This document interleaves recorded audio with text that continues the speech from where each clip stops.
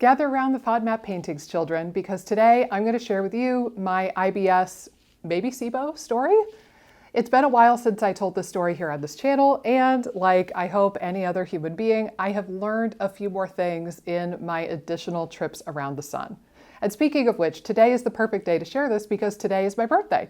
It's my 38th cycle around the sun, and I think I have some new perspective and new tidbits that might actually help you in hearing my story. So without further ado, it began probably when I was young, honestly.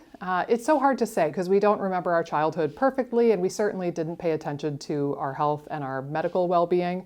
But I can tell you that I had a lot of ear infections and thus a lot of antibiotics when I was a kid and a teenager. Couple that with a lot of ear surgeries in my youth and a really wicked case of Lyme disease, and I had tons of antibiotics. Not going to brag, but if receiving antibiotics was an Olympic sport, I'm pretty sure I would have at least been on the podium. So fast forward to really the first time that I was actually aware of my gut, which was college. I wouldn't say that I had a lot of troubles, but I do think that I suffered from at least mild to moderate constipation during that time. And I remember having nervous tummy. So I was a rower in undergrad, and I would have to do, races and erg tests, which is where we race each other on rowing machines. And I distinctly remember it was kind of a running gag with the team. Everybody would be on the rowing machines, the ergs, ready to go, ready to start. But then, oh wait, where's Nikki? And then my coxswain and one of my best friends would always say, oh, she's in the bathroom, she'll be right back. And I would have the nervous shits right before an erg test. So that was kind of my first real awareness about my gut, I think, was I just noticed this pattern that before a big race or before an erg test, I would have the nervous poops. And again, I think on a day-to-day, I was probably more constipated than anything else. But otherwise, business as usual, I continued on. It wasn't really until grad school that things went really haywire. Now, I will say I was under quite a lot of stress in grad school. I've always been very close with my parents, and I moved clear across to the other side of the country. They were in Massachusetts at the time, and I was in Southern California. My then boyfriend, now husband, was in Arizona, so we were in a long distance relationship, which sucked pretty badly. And just, new town, stressful grad program, try to figure out my way in the world in a city that I'd never lived in kind of stuff. I definitely think that stress was higher. But I actually think that the culprit, ironically, to my IBS journey was the functional medicine community. Now, hear me out. I know that functional medicine is great. I'm not knocking it because I do it, right? But here's the thing. I don't remember having tummy problems until I got into functional medicine. And what happened was I started going to all of these seminars and conferences and lunch and learns, and all of these great educational opportunities arose. And everybody, especially at that time, was singing about gluten being absolutely evil and inflammatory and just the worst thing in the whole universe that you could possibly eat. Dairy was a second runner-up. Oh my God, I can't believe you would even think about eating dairy. And then there was a lot of dialogue of soy and corn being quite bad at the time as well. And everybody and their brother was talking about leaky gut. Leaky gut this, leaky gut that. And as I got into this world and I started to see the potential to really help people, I figured, well, what the heck? I'm going to do an elimination diet and I'm going to see what comes of it. I have some stuff going on, I thought. I might as well give this a whirl. And I ended up doing some food sensitivity testing around the same time as well to kind of augment what I was doing with the elimination diet. And I cut out all of the things. I cut out gluten, dairy, soy, corn, eggs, peanuts, maybe other nuts and seeds. I don't remember now. But I did all of these variations of elimination diets. But the constants for me ended up being gluten and dairy because those were two of the things that showed up on my food sensitivity panel. And then again, we don't have a perfect memory. It's so hard to go back in time without a time machine. But I'm 99% certain now, looking back, that I actually did not have IBS symptoms until after I cut out a bunch of foods. Now, what I think happened at the time, like now with additional perspective, I think what happened is I cut out gluten, which could still be a really good thing for me to do, right? Like one of the things that came back in that panel was celiac antibodies. So I'm a probable celiac, or maybe I caught it when it was still subclinical. Probably not a good idea for me to eat gluten regardless, right? So I'm not actually knocking that decision. But the trick is this, my little chili babies. Gluten-containing grains, like wheat, are the #1 prebiotic source in the American diet. And if you go gluten-free without making a very intentional effort to increase your prebiotic consumption, you actually can create or deepen a state of dysbiosis by going gluten-free. And that's what I think I did. I didn't have a really strong nutritional compass at the time. I mean, I was a vegetarian, so I thought that I ate the perfect diet. But looking back, I'm pretty sure that I was deficient in iron, zinc, B12, quite possibly protein, and I think probably fiber, even though I was a vegetarian, because I sustained myself on a lot of like veggie dogs, veggie burgers, tofurkey jerky, that kind of stuff. So looking back, I think I had a lot of nutritional deficiencies or inadequacies because of a long-standing vegetarian diet. Then I robbed my microbiome of it, probably what was its #1 prebiotic at the time, because I was eating a lot of wheat. And then bada bing, bada boom, deepened state or newer state of dysbiosis. And it was probably within about 6 months of making the change to going gluten-free that I started noticing chronic bloating. Like I lived every woman's worst nightmare. I was asked if I was pregnant when I was not. And it was at it was a professional seminar, no less, so I was mortified. I mean, I lived to tell the tale, but it was pretty bad. But, you know, I was so bloated that I was asked if I was pregnant when I was not. I had abdominal pain all the time. I remember at one point I thought that my roommate might be like sneaking gluten into my food because she was a little bit of a nut, quite frankly. And it was bad. And I remember having diarrhea all the time. And I couldn't quite figure it out. But again, I was in this functional medicine world. So what did I do? I cut out more foods, right? Like I doubled down on the exact thing that probably caused the problem in the first place. So I joke, I did AIP before it was called AIP. I did AIP before it was cool. I cut out anything that could be inflammatory or allergenic, meaning all of the grains, all of the nuts and seeds, nightshades, eggs, you name it, I probably cut it out, except for FODMAPs, because keep in mind, when I was struggling with this stuff, it was right around like 2010, 2011 kind of time frame. So the term FODMAP was brand new. Like maybe one research article on this topic. They had just coined the term, I believe, in either 2009 or 2010. So I didn't know what a FODMAP was. I never did that diet. But again, the idea of inflammatory foods or allergenic foods was very prominent. So that was the direction of the dietary restriction that I took at the time. And I drowned myself in supplements. I was taking L-glutamine containing products by the canister.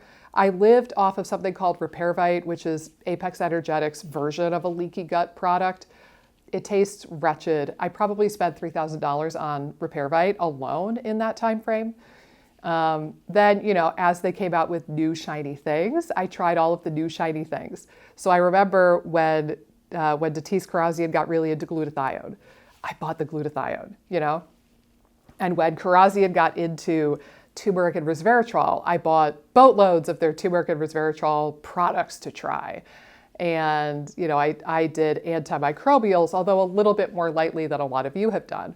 I did all of these things to heal my leaky gut without actually addressing the root of the root, which for me was largely nutrition and stress. Now, the first hint that I got that stress was even involved, which, by the way, if you had told me this at the time, I absolutely would have denied it, for sure. But the first kind of hint of this was when my favorite roommate, and still to this day best friend, and I moved out of a toxic living situation.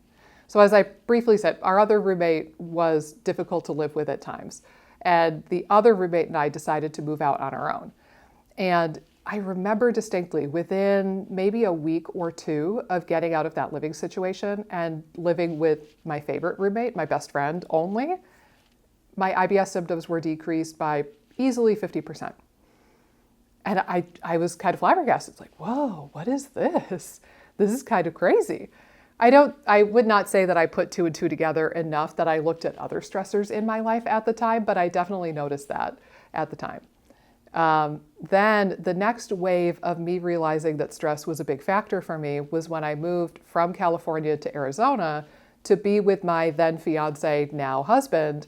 And again, just not having to deal with the long distance thing and actually being with him and living with him and being together finally again. Like that was another huge chunk of it off of the gut symptomology for me. But really, honestly, the biggest thing out of all of the thousands of dollars of supplements that I spent and all of the different trinkets and diets and fancy tests and stuff that I did, the other thing that I started to notice was that as I broadened my diet, my symptoms got better and better. So again, I got a really big improvement from moving out of a toxic living situation into a much better, happier living situation. Then I got another bump in progress when I moved from California to Arizona to be with the love of my life. And in doing so, I started to lighten up on the dietary restriction. Originally, I was very much in the headspace of there must be one food, right? Like maybe I'm reacting to blueberries and I just don't know, or maybe it's spinach and I just don't know. So I was constantly tinkering with eliminating this food, eliminating that food, thinking about food sensitivity testing, shopping around for the perfect food sensitivity test. And as I felt better, I felt the need to do that less. And I just kind of gradually started to broaden my diet because I wanted to go out to restaurants with my fiance and I wanted to go to potlucks. Like we went to meetup potlucks and we wanted to have a social life together. And as I started to diversify my diet, minus the gluten and dairy, I noticed that the symptoms got better and better until, honestly, one day they were just gone. I don't have a splendid resolution story. I can't tell you that, oh, I just bought an Oura ring and I tracked my heart rate variability and that was like the aha for me. Or, oh, I started drinking chamomile tea, or I took this one magical probiotic or this one magical antimicrobial, and then that was it for me. Ta-da, hooray. Like, I don't have a heroic story like that. It was really step by step, little increment by little increment over the course of probably 2 years until I finally just noticed, hey, I am pretty much better. And maybe that was partially because I wasn't actively treating it at that time too. I don't think I consciously decided to take a break from the healing process, but I sort of accidentally did take a break from it. And by the time I sort of realized it and came to, I realized, hey, I actually don't need to work on healing anymore because I feel pretty good. Now, one thing I'll share at this point too is that looking back at my symptoms, they sound very SIBO-y, right? I was bloated all the time, especially after food. I was losing tolerance to food left and right. I was having diarrhea all the time. Like, that sounds like a lot of what you guys deal with and why you are watching my channel right now. And looking back and knowing how bad SIBO breath testing is, I can almost guarantee you that I would have received the label of SIBO had I known that it was a thing at the time.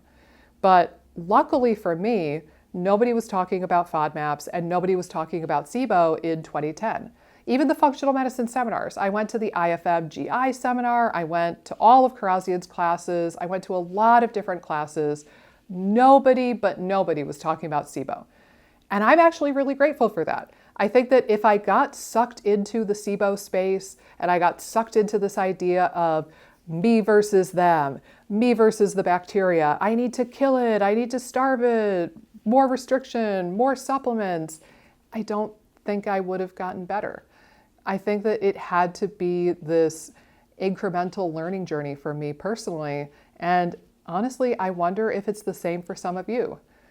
I bet you anything that a lot of people watching this right now have received the label of SIBO incorrectly, that you actually do not have SIBO. And I don't say that to be a jerk or the bearer of bad news or take away everything you think you knew about your tummy problems. But what I will say to you is that if lasering in on SIBO has not gotten you better to this point, my guess is that it never will.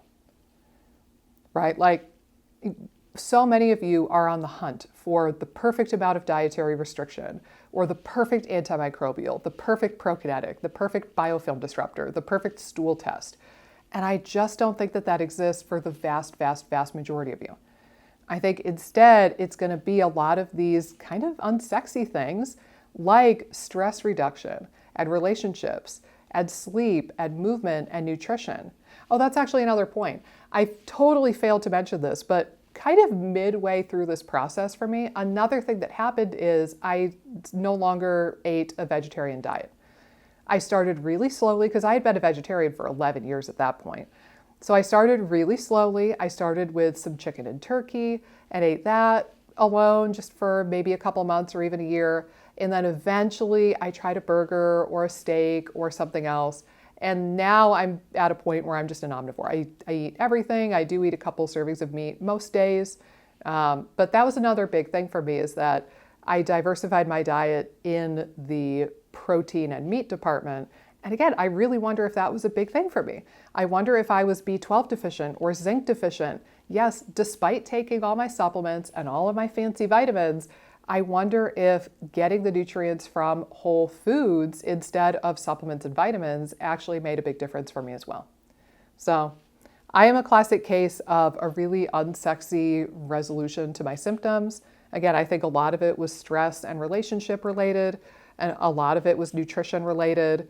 And I don't know, I don't know what else to tell you about. I think that was pretty much it. Now, all these years later, I feel great. Every now and then, especially if I'm traveling or if I'm stressed, I'll get a little bit constipated, but it's very workable. I'm doing great with my diet. I eat everything but gluten now. I was able to build tolerance to all the other foods that I had restricted at some point or another. I don't believe I have leaky gut. I don't believe I have candida. My microbiome could look a little bit better. I mean, I have many videos about that on this channel, but I feel good. And that's sort of all that matters in the grand scheme of things. So I hope that this story was beneficial to you in some way. Maybe you gleaned a little bit of something, but if nothing else, thank you for indulging me today on my birthday. If I may be so bold as to ask for a present from all of you, this channel is my baby. I mean, like, I have a human baby too, right? But this channel is my baby, and I would love to get these messages out to as many people as possible, and the people who need them really badly. So if you would consider this as my birthday present, please share one of your favorite videos from my channel, or perhaps the IBS Freedom podcast channel, in your Facebook page or group or Reddit thread, or wherever you think that somebody might stumble on it who really, really needs that message. I would recommend personally the Mayan abdominal massage video. That has helped so many people. It's astonishing to me. So that would be a really great one to share. But pick your favorite, pick whatever really resonated with you or helped you. And I would just deeply appreciate that little birthday present here on my 30th birthday. Thank you for tuning in. Hey guys, if you like this video, be sure to subscribe, ring the bell, click the like button, and leave a comment down below with the videos that you would like to see me do next. Doing all of those really helps support the channel and support my efforts in making as many videos as possible for you guys. Thanks so much, and I'll see you in the next video.